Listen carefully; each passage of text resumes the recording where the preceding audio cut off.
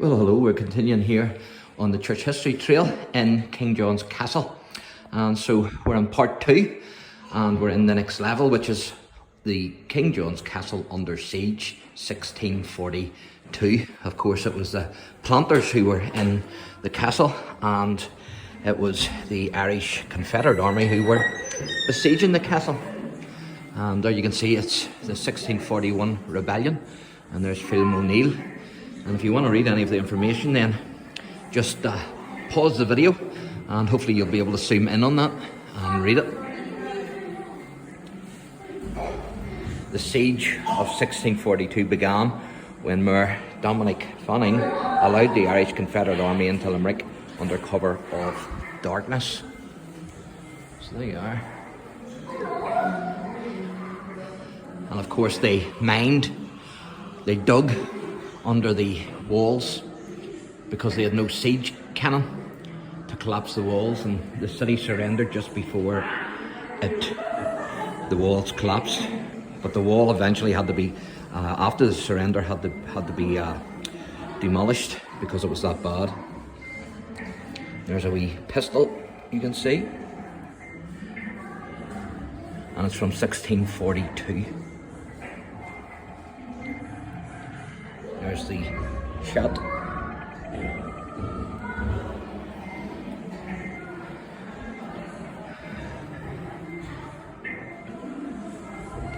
Now you can see them mining, the Irish mining under the walls to get into the castle, to collapse the walls there. As you can see, the man's working hard. And there's the counter miners. They're trying to prevent it from happening. That's those in the castle.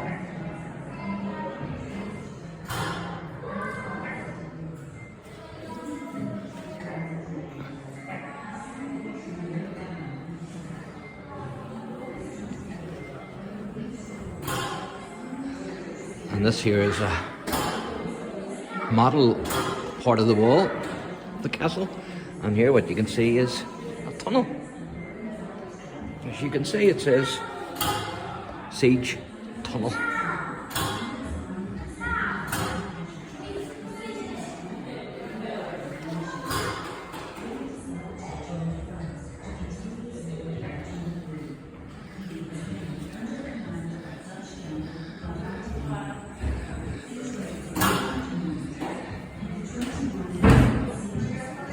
It says during the latter part of the 17th century, Limerick found itself embroiled in the political turmoil spreading throughout Ireland, England and Europe.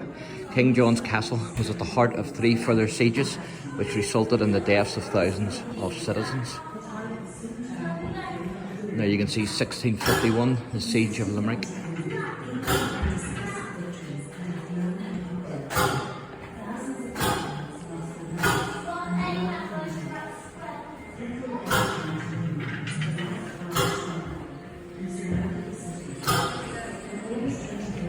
Sorry. Again, if you want to pause the video and read any of the information, then you can do that.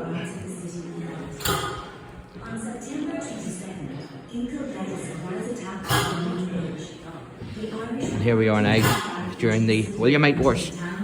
And of course the castle came under siege twice during the Williamite Wars in Ireland. And that's Louis XIV, King of France. It says, as well as contesting the English crown, James and William were part of a European-wide struggle involving King Louis XIV of France, an ally of James, whose imperial ambitions William and his Grand Alliance resisted. And of course, we tend to forget that here in Ireland, that it was actually part of a wider European war. And you can see there the Battle of the Boyne, 1689, 1691, of course the Boyne was 1690.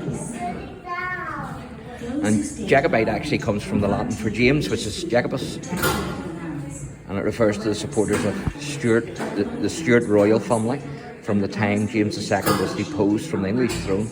And Williamite is the term used for the followers of his great rival, William III, who of course was James's son-in-law, and James was William's uncle. So talk about keeping it in the family, they certainly kept it in the family then, didn't they? There's James and William in Ireland, as you can see. In the late 17th century, an epic 9-year struggle. There's Patrick Sarsfield. Patrick Sarsfield was a fantastic commander for the Jacobites. Of course, it was him and his cavalry that saved the day during the retreat at Limerick in 1690. It was him that actually slowed down the Williamite advance, or the Jacobite army would have been totally destroyed. William landed in England at the invitation of Parliament. It says there, following the defeat of the Boyne and the subsequent departure from Ireland of James II, Colonel Patrick Sarsfield carried the hopes of the Jacobites. He won fame for a daring raid on William's troops, which helped delay the first siege of Limerick, where the city's defences were being strengthened. Sarsfield negotiated the Treaty of Limerick for the Jacobites, departing for France, with many of them afterwards in what is the flight of the wild geese.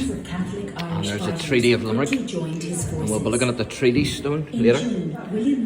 Generous by the standards of the day, the treaty agreed by General de Inkel, and the reason why it's Inkel is you don't pronounce the G in Dutch, and Patrick Sarsfield allowed James' soldiers to return home in peace, allowing William's army to fight in Europe or accept free passage with their families in France. The 12,000 who chose this last option became known as the Wild Geese. In the long term, the defeat of the Irish Catholic forces backing James ushered in a long era of unchallenged Protestant supremacy, reinforced by a series of repressive anti-Catholic laws, which were known obviously as the penal laws. Jacobite hopes were carried by Colonel Patrick Sarsfield. There you can see a wee soldier.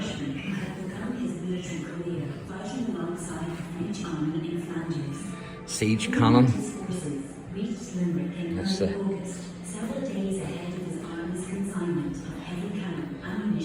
That's like a trunk. There's the siege cannon there. He rode out and launched a surprise attack on the consignment at Ballymountain, County Tipperary, destroying their heavy cannon and blowing up their stock of munitions. The Derry escapade bought enough time to strengthen its defences and gave a huge boost to Jacobite morale inside the city walls. There's a cannonball, and you're allowed to lift it. It's heavy enough. His army attempted to storm Irishtown. The battle was fierce and bloody. The Jacobites prevailed.